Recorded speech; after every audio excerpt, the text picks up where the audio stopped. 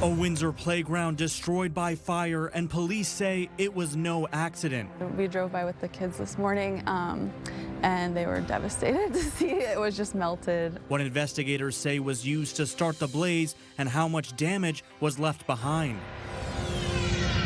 Essex Council will consider another push for federal funding to help build a long-awaited sports complex. Either way, we know it's time to move forward with this project. And if you're looking to become a firefighter in Windsor, your chance to apply is coming up fast.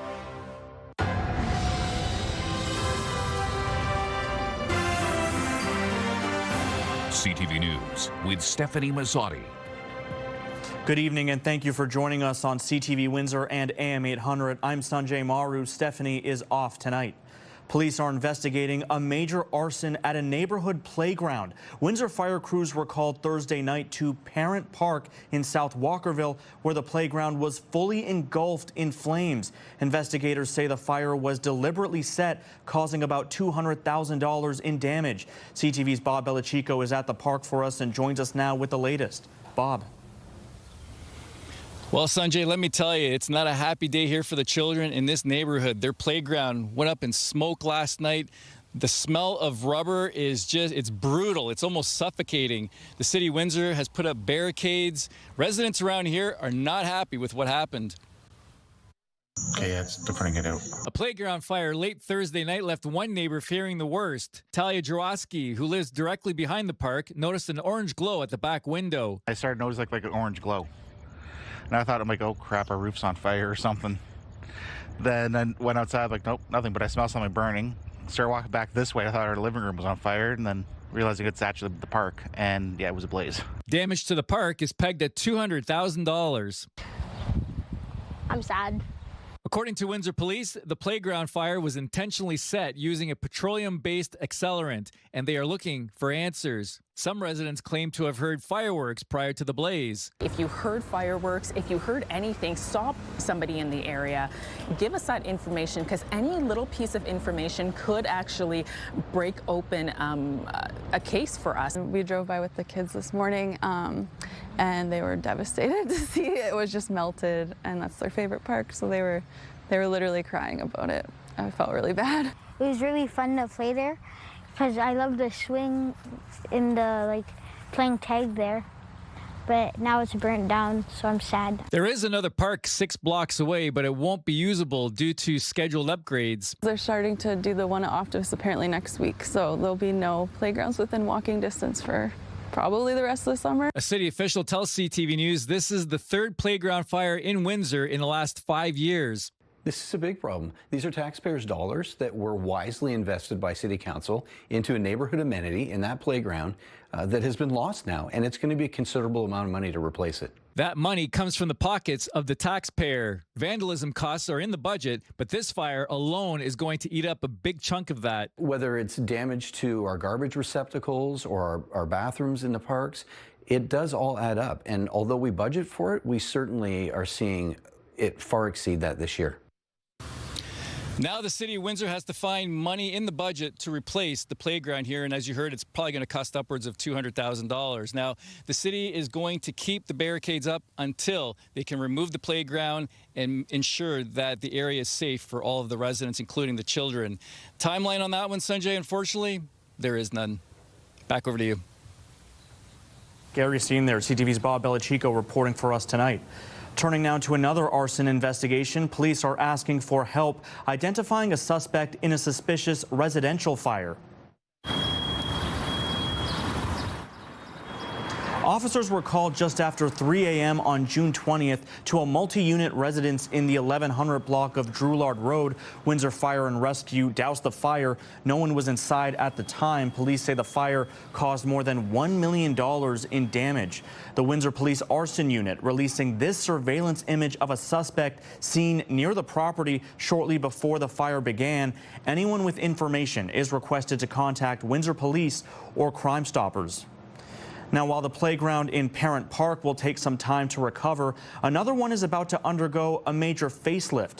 Construction is underway on a new accessible playground at Optimist Memorial Park in Windsor. The project includes a large nature and forest-themed play area, rubber safety surfacing, new sidewalks, and drainage improvements. The playground will remain closed while work continues through mid-August, weather permitting. Residents are being asked to stay clear of the construction zone. The project is part of the city's playground replacement program, a $16.3 million investment that will replace 35 playgrounds and build a new super playground at Lansbury Park.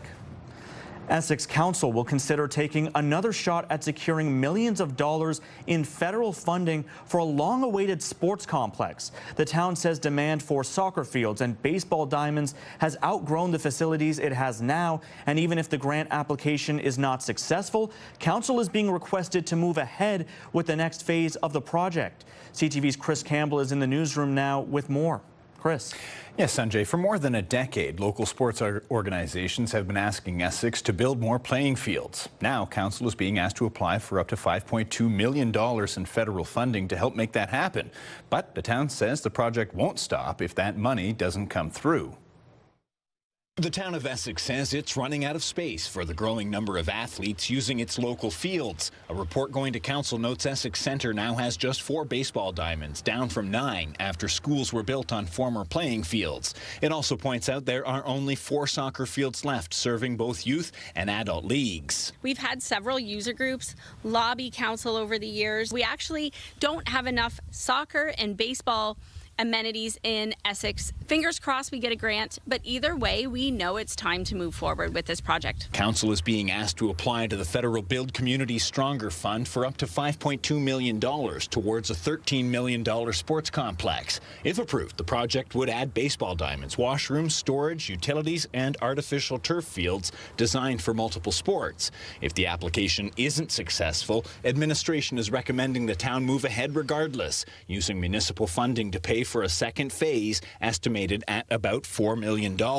We needed it 10, 15 years ago, and now we need it really desperate because our Hanlon extensions will be going through in 2027. We've had a lot of people that are raising their kids. They want to play baseball and soccer, and they're taking them outside of Essex because they just don't have the facilities. That pressure is expected to grow even further with the planned Hanlan Street extension linked to the Highway 3 expansion, work that could eventually impact the town's remaining soccer fields.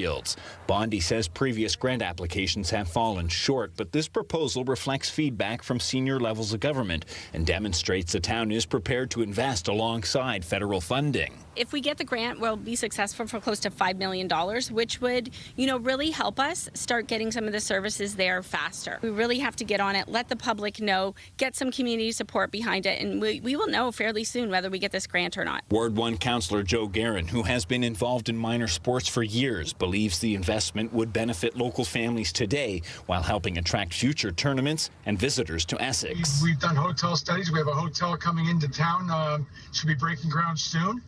They see the need for hotels, and if we get those hotels and we get the sports field, then we can attract a lot of people to stay right in Essex. If Council approves the application Monday night, it will then be submitted to the federal government. The hope, whether federal funding comes through or not, is to have people playing on the new sports fields by this time next year. Sanjay? All right, something I'm sure a lot of people in Essex and the surrounding area will be following closely. CTV's Chris Campbell reporting for us in studio tonight. And as we cap off the work week, we bring in CTV meteorologist Julie Atchison for our first look at the forecast. Julie, still hot out there. Yeah, extreme heat gripping southern Ontario. Heat warnings in effect stretching from Windsor east towards Toronto and into southern Quebec. Now the yellow popping up here tonight, severe thunderstorms, so that supersedes the heat warning indicated by the yellow, with thunderstorms bubbling up in the last few hours. Temperatures have been extreme, to say the least, through the week. Temperature this afternoon in the city climbing to 34 degrees and feeling even warmer than that. It's extremely hot out there this evening. I am watching an area of scattered showers and thunderstorms develop. Our probability of storms will increase after about 8 o'clock tonight. So we will have a risk window until about 11 p.m. Temperature-wise, yeah, we're going to hold at 32 towards 8 o'clock, about a 40% chance, and then that drops off. Still feeling like 36 at midnight. I do have some relief to share with you on the extended forecast. We'll take a look at that, but a hot start to the weekend. Your local weather details are ahead. In an horrific crime, 2 Ontario women have been sentenced to life in prison with no chance of parole for 25 years for the murder of a 12-year-old boy.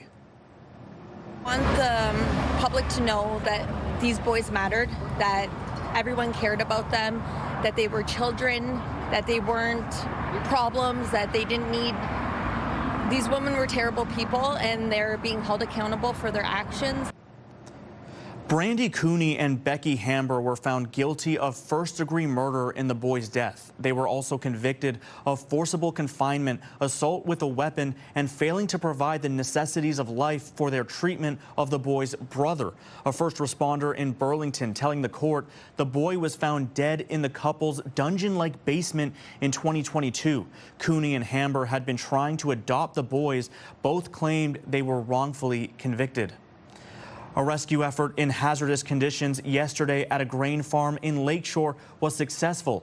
Emergency crews spent much of the day rescuing a worker trapped inside a grain elevator at the Agris facility. Police say Lakeshore Fire Rescue and Essex Windsor EMS worked for 5.5 hours to safely extricate the employee. Once freed, the worker was transported to hospital for treatment. There's no word yet on the extent of the worker's injuries or what led to the incident.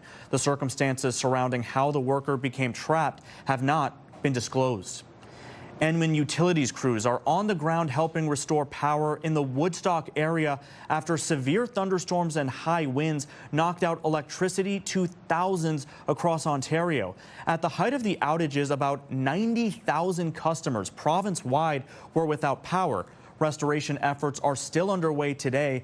Enwin says its crews were deployed last night through the Ontario Mutual Aid Group and is already on the ground assisting local hydro workers. The utility stresses the deployment will not affect service in Windsor or Elk Energy's coverage area, where crews remain fully staffed. Canadians with low to modest incomes will receive the first quarterly payment of a new financial assistance initiative today, which replaces the GST-HST credit. Ottawa is making the first regular payment of the Canada Groceries and Essentials Benefit, or CGEB.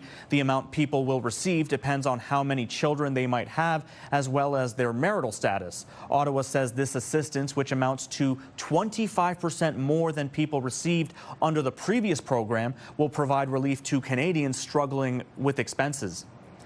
Windsor-Essex's housing market continued to cool in June, with sales and prices both down from a year ago. The Windsor-Essex County Association of Realtors, or WECAR, says 476 homes sold last month, 24 fewer than in June of last year.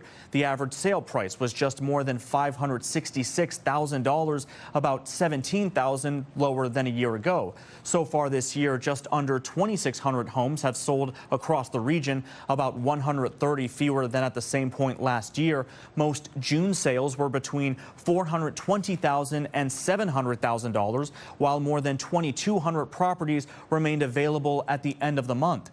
WeCar President Alyssa Ismail says that inventory is giving some buyers more leverage. If you're a buyer either in your starter home or in like your middle rung house and you're looking to move up in the market, great time to do that. Just because of the abundance of inventory in those higher price points, it does allow buyers a little bit more room for negotiation, where you're still seeing a decent amount of activity in that middle rung and especially in that lower level price point.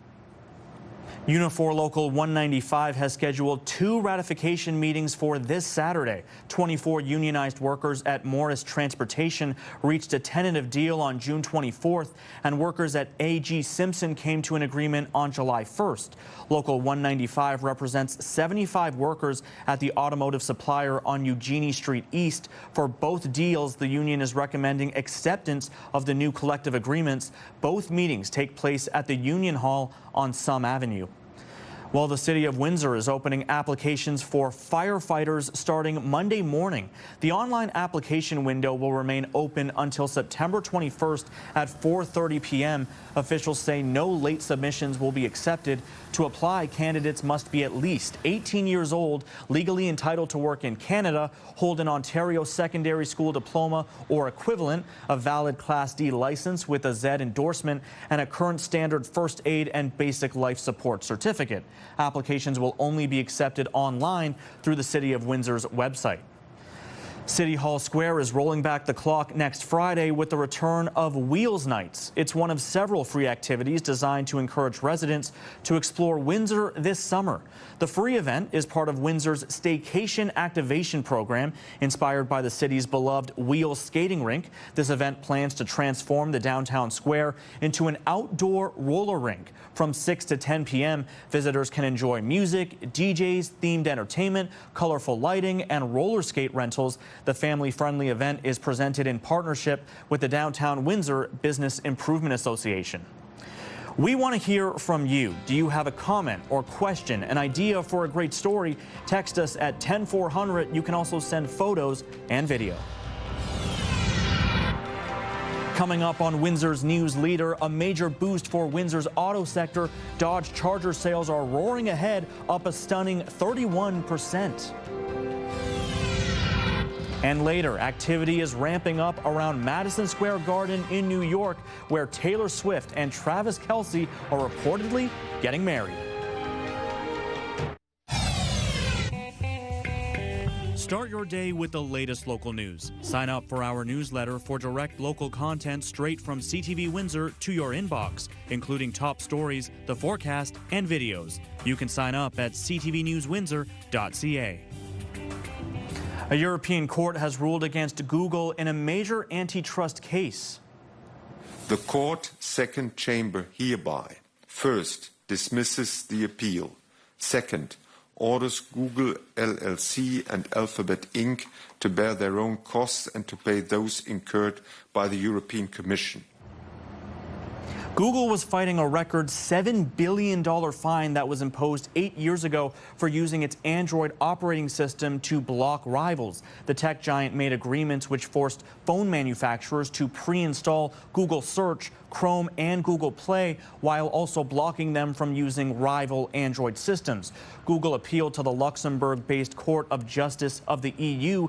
A spokesperson for Google says the judgment failed to take account its investment to ensure Android remains open, interoperable, and free.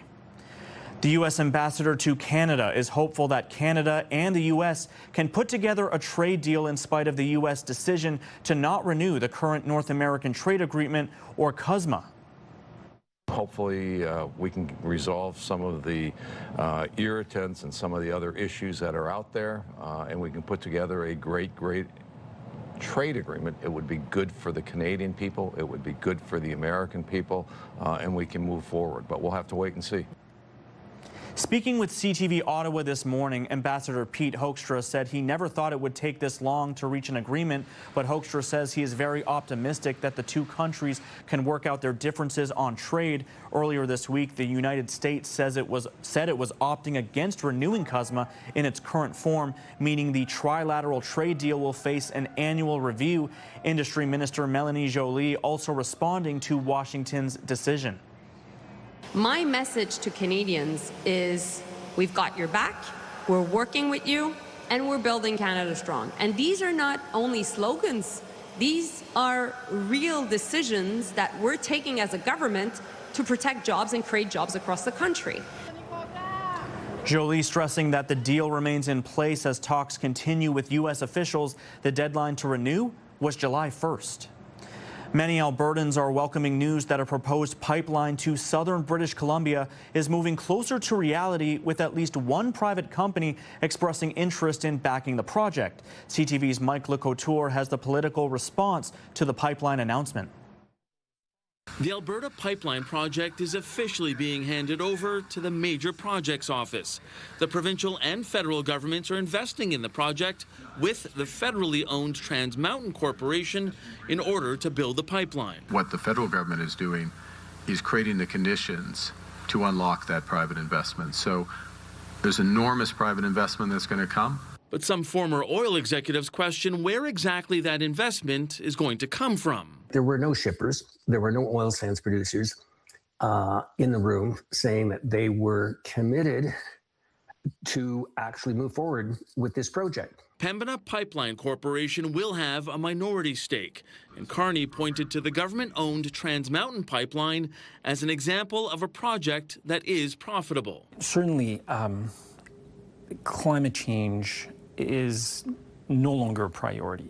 Former Liberal Environment Minister Stephen Guilbeault resigned as an MP because of the Prime Minister's climate policies, and he's concerned about the impacts of that shift. We're seeing record heat waves in northeast Canada. The Prime Minister's plane couldn't take off because of extreme weather event on Canada Day. We had to cancel part of Canada Day. Despite that, the Prime Minister managed to thread the political needle between Alberta and BC, whose premiers had been at odds over the pipeline. But yesterday, it seems David Eby backed off after protecting the northern tanker ban. He's coming around and saying, well, you know, BC, he's not in favor of a pipeline, but BC is going to get a cut of it. They're not going to push. They're not going to go to court over this. While the province is on board, the Union of BC Indian Chiefs is raising concerns not only about the environmental impacts, but also questioning whether or not the First Nations along the route have given their consent to this new project.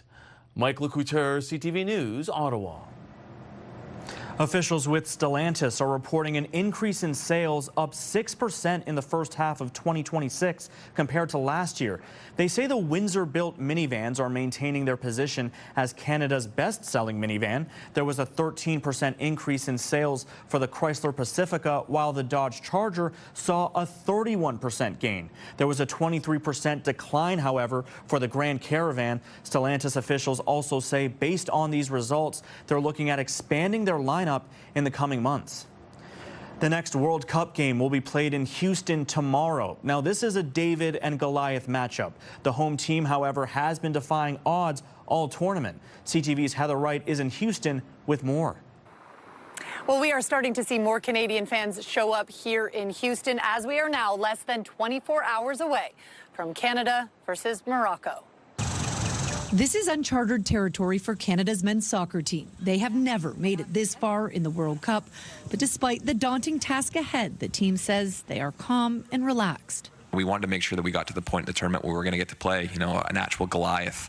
And that's what this Moroccan team is. So it's about going out there, enjoying it, understanding that the whole world's going to be watching. So let's go out there and put our, you know, our best foot forward. Canada faced Morocco 4 years ago in Qatar, the final match of the group stage. They lost 2-1 and didn't advance to the knockout round, but the performance of the Canadians made an impression on Morocco.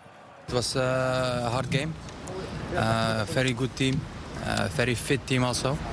I think that we started very well. I think even it was maybe one of the hardest games in the group stage. Coach Jesse Marsh says his team is ready for what will be their toughest match by far in this tournament against a team that is at the top of their game. The confidence that the team had, the swagger they played with, like, we know we're in for a massive challenge against a really talented team. Alistair Johnson said today the team is focused on playing the game, not the occasion. And the team is preparing for what is going to be a loud stadium with a capacity of nearly 69,000 fans. Heather Wright, CTV News, Houston. And this takes us to a rather interesting question of the day. Do you believe the FIFA World Cup is the most exciting sporting event in the world? Go to our website to cast your vote. Yesterday, we asked if you have ever rescued an animal in distress. Out of 500 responses, 58% say yes, they have. Taylor Swift and Travis Kelce are tying the knot at Madison Square Garden today in what's being described as the American equivalent of a royal wedding. Details about the ceremony have been shrouded in secrecy, but as CTV's Allison Bamford shows us, Swifties around the world are celebrating. From last year's Rose Garden engagement to a Madison Square Garden wedding, it's a day fans have been waiting for. For years, Swifties have followed along with the singer's love, loss, and heartbreak. And today they get to celebrate Taylor Swift's real-life love story. She's been singing about love for her entire career, so it's just really exciting to see that she's now found someone that seems to match her energy and her excitement for life. Kalea Baker is enchanted with Swift's Lover era, her bathroom a nod to the artist's 7th studio album.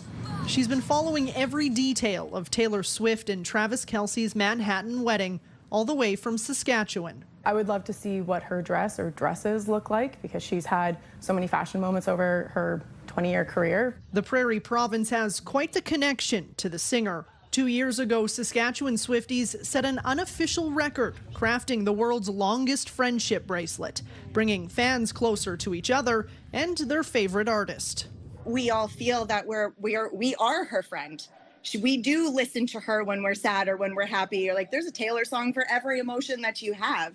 So for us, we're probably more invested simply because we know she's going to have a good day. 3,000 kilometers away in the heart of Manhattan, fans there are trying to catch a glimpse on the big day. Made nearly impossible with police barricades and tents set up to shield the arrival of the couple's 1,000 guests. I think that we should honor that. And if we need gates and guards to do all of that, then that's what we need. Amid all the speculation, one thing fans say is for certain. Inside the New York City venue, today will be a fairy tale. Allison Bamford, CTV News.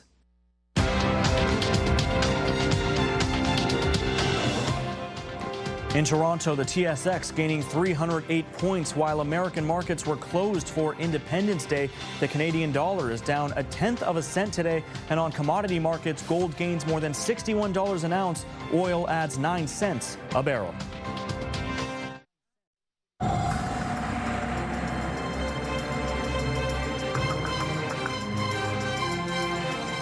A bit hazy there in the mid-afternoon, but of course the story is the heat. Julie is here with an extended look at the forecast. Julie. Thanks so much. Yes, everyone talking about this heat, finding ways to keep cool. I know many sporting events have been canceled in and around the region. That continues tonight. So if you are spending an extended period of time outdoors, of course, reminding everyone to just take it easy. Drink lots of water, especially if you are exercising, and best to leave that until the early morning or late evening. Now, the thing about this forecast, though, through the week, Sanjay, is we've had the evening temperatures holding on to that extreme heat, and that'll be the case as we head out tonight. 34 degrees are high today, just a couple degrees shy of the record. Set back in the 60s, 26 degrees are low temperature, so 26 degrees. Now, a normal daytime high for this time of year is around 28. So when you compare that with what's a normal, we're not even seeing any cooling relief at night. 34 degrees in Essex County as we head to outlying areas, anywhere between 33 and 34. Now, the humidex is playing a big factor, feeling close to 42 in the city as we head east towards Toronto, feeling close to a 44. Now, the forecast tonight will feature some gusty conditions, so the winds have really picked up out there this afternoon. It almost feels like a blast furnace out there. In terms of our forecast through the weekend, still quite hot and humid for your Saturday, but by Sunday you'll notice a change. Now, the heat is going to break, but the humidity will be staying with us. So you will notice a bit of relief as we head into Sunday, Monday, although it's summertime, so temperatures are still going to be quite hot and humid. Now, we do have a stationary boundary just off to the north, and on the southern part of this boundary, that's where all the heat and humidity is. On the northern flank of it, we are seeing some scattered showers and some thunderstorms along that boundary. That's going to slip through on a Saturday, so once again, we will have the risk for thunderstorms developing. We've had some good storms developing in through Michigan, and that's why I've left in that risk window as we head into the early, late evening. As we push past about 10 o'clock, that probability once again will be dropping off. As we head across the country, it's the long wave upper pattern that's driving our weather forecast, and that's going to shift a bit. So we've started to see that shift, so it's flattening the ridge over the Great Lakes, and that will shift things as we head into next week.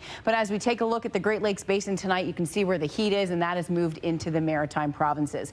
Overnight, we'll dip down between 21 and 23 degrees across Essex County. Possibilities, some thunderstorms rumbling through. They'll be hit and miss across southern Ontario. Same weather story for Saturday, hit and miss thunderstorms. Some areas not getting any rain at all, while other areas picking up heavy amounts of moisture.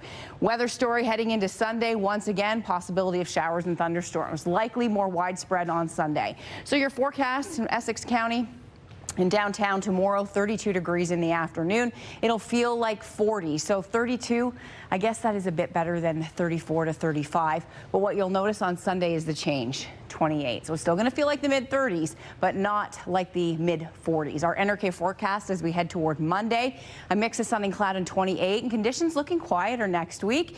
Daytime highs from 28 to 30 will be without the intense heat and humidity, without that fuel for the thunderstorms. So daytime highs looking quite pleasant. If you have planned some holidays next week, it's going to be a good one. Mix of sun and cloud on Monday right through Friday, with daytime highs hovering between 28 and 30.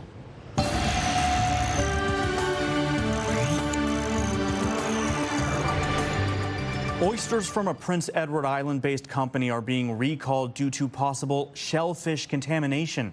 The recall of products from Five Star Shellfish was triggered by the Canadian Food Inspection Agency for products that were distributed in Ontario, Quebec, and Nova Scotia. The agency is advising Canadians not to consume, use, sell, or distribute the recalled products. And the European Food Safety Authority is reporting a salmonella outbreak involving 106 cases in 14 countries. The outbreak is linked to flavored noodles. The cases were first reported last November. At least 49 people needed to be hospitalized. The infections are linked to a producer in Ukraine. New generic versions of diabetes and weight loss drugs like Ozempic are coming onto the Canadian market. However, there may not be a flood of patients looking for them if the cost of the brand name options comes down. CTV's Pauline Chan explains. Richard Hall has type 2 diabetes and began taking Ozempic 2.5 years ago for glucose stability. Immediately, there was a change in my readings, my glucose readings. It is truly a profound effect that you see in some. There are averages that you expect, somewhere between 10 and 15% on average body weight loss. But it's not just a benefit in weight loss that doctors are noting. Since its launch, it's been my pleasure to see benefits for the heart, benefits for the kidney, new benefits for the liver. And so that means that, yes, we're managing diabetes, we're managing weight. But the cost, covered under Hall's wife's benefits, have been prohibitive for some in the past. Somewhere between about $250 and $350 per month. But the price of both the brand name Ozempic and the generics is now about $80 per month. Since the generics were priced that way, and Novo Nordisk, through its support program, is now matching it for the first time that I've seen any product do that. Which means that if the price for the brand name drug is now the same as the generic prices, there may be no need for patients like Hall to consider taking generics. And Dr. Alex Abitbol says some private insurance may not have added the generic semaglutides to their formularies yet, prompting even slower adoption of generics. Ozempic maker Novo Nordisk has set up a webpage for Canadians to register for the savings card. I don't know what the ODB situation will be in a year and a half when I turn 65. I haven't looked that far to see if it is covered. And Dr. Abitbol says there are even more potent semaglutides on the horizon. You should talk to your family physician, go through the benefits, the risks, make sure you carefully consider your own individual scenario. Pauline Chan, CTV News.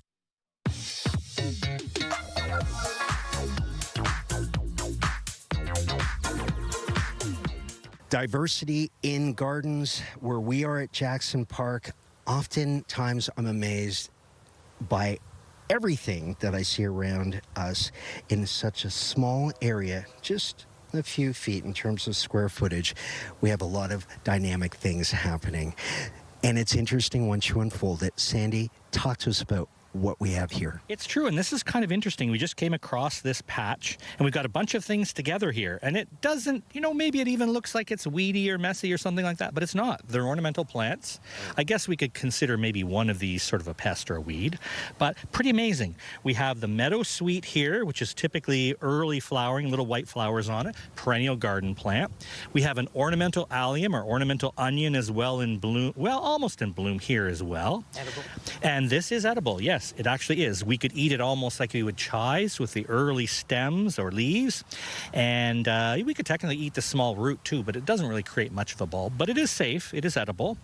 We do have our wild garlic or wild onion here as well, which we find in Canada, also edible. And this is going to have a nice little pink ball-shaped flower. This will not actually flower. It's going to only have these small little bulblets here, which eventually, when the weather gets dry, it's going to flop over. All these little bulblets are going to come apart, and they're going to regrow into a new plant. And then down below, we have one of the interesting ones here called chameleon plant, and sometimes also called fish mint. But it has been used for medicine, particularly in Asia, and also as an herb, as you might use cilantro or you might use basil as well. And it kind of grows on you. I think it's probably a very unique flavor for Asian cuisines and probably beneficial medicinally too. Couple of square feet, right? And we have amazing diversity within our biosphere right at our feet. Sandy McDonald, thank you so much, and we'll see you next time here on Get Gardening. World Cup dreams, ticketing nightmares. Now StubHub is facing a class action lawsuit. The latest ahead.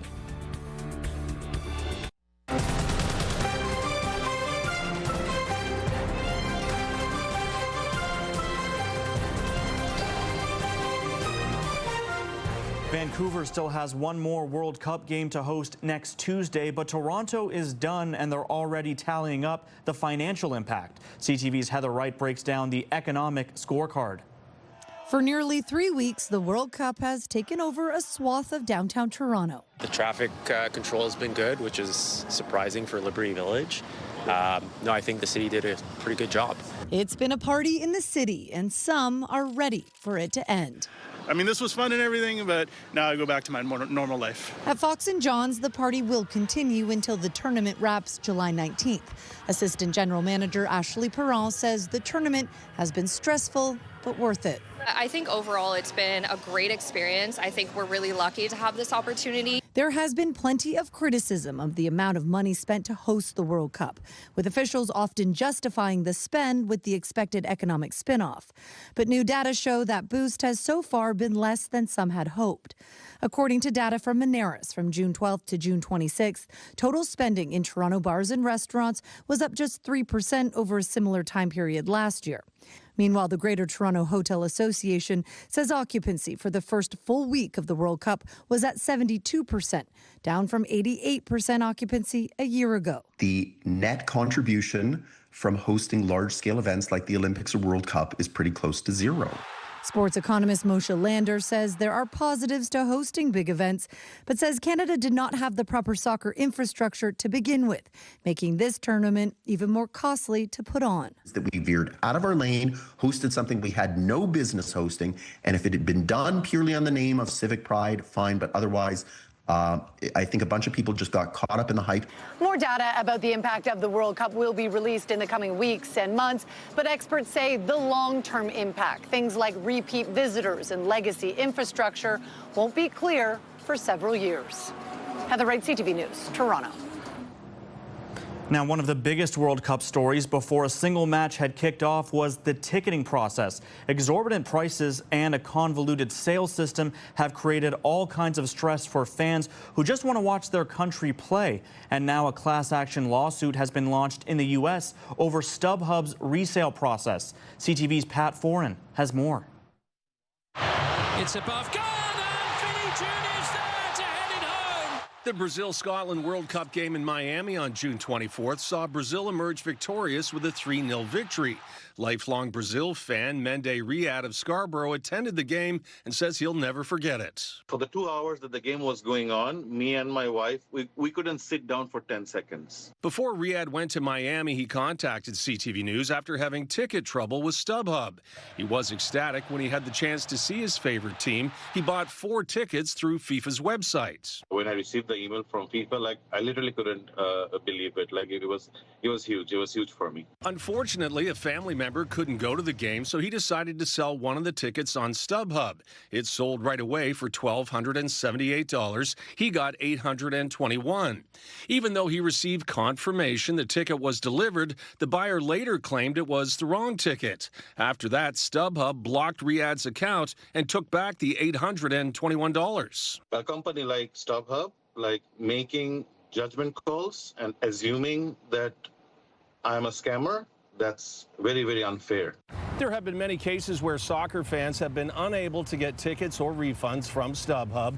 In the U.S., World Cup fans have filed a class action lawsuit. Fans accuse the ticket reseller of failing to deliver tickets they bought on the secondary market.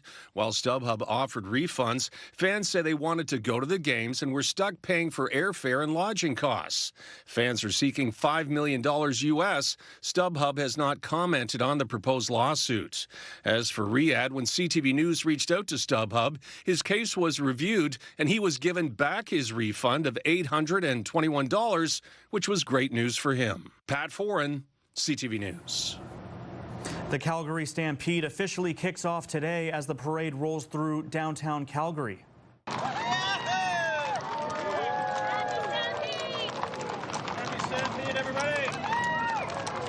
Crowds filling the streets to celebrate the start of the annual festival. This year marks the 114th anniversary of the Stampede, showcasing Alberta's frontier roots with world-class rodeo competitions, exhibitions, arts, and music. Dubbed the greatest outdoor show on earth, the 10-day festival will run until July 12th.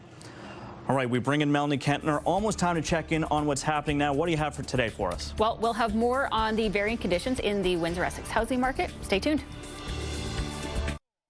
This is your CTV Windsor Our Community Calendar. Port Windsor Music and Arts Festival is coming Sunday, July the 5th. Family friendly and free all day at Mackenzie Hall and Mary Bibb Park in Sandwich Town. See you next time on Our Community.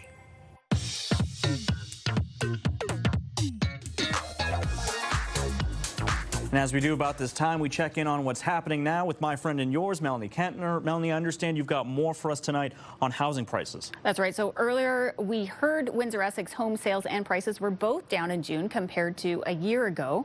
The president of the Windsor-Essex County Association of Realtors says conditions are not the same across every price range. Homes priced around $400,000 or less are still seeing stronger demand, while buyers shopping near the $1 million mark have more choice. She says that split is also changing how sellers should approach their asking price.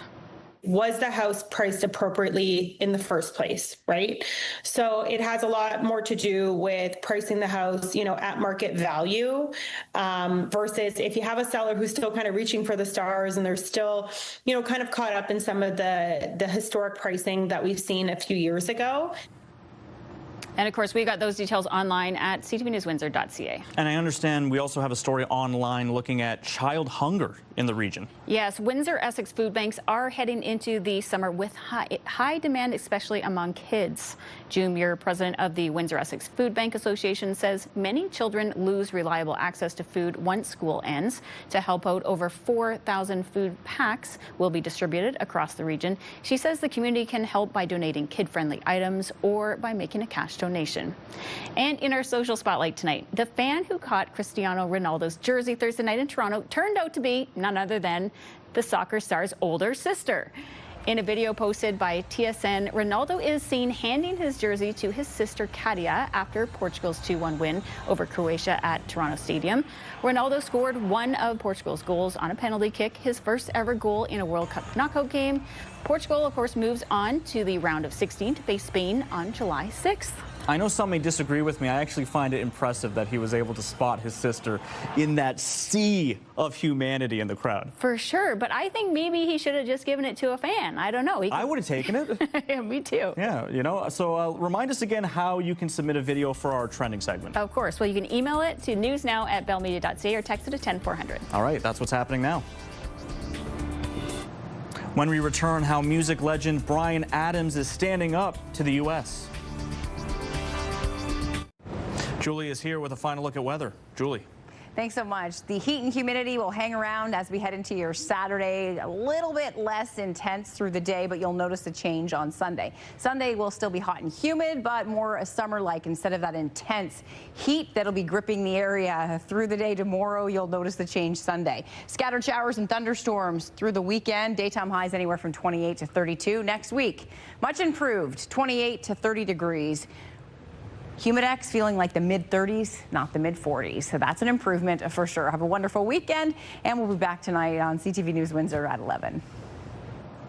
And we leave you tonight with Canadian rocker Bryan Adams taking aim at U.S. President Donald Trump with a new protest song. But we'll never be the 51st state.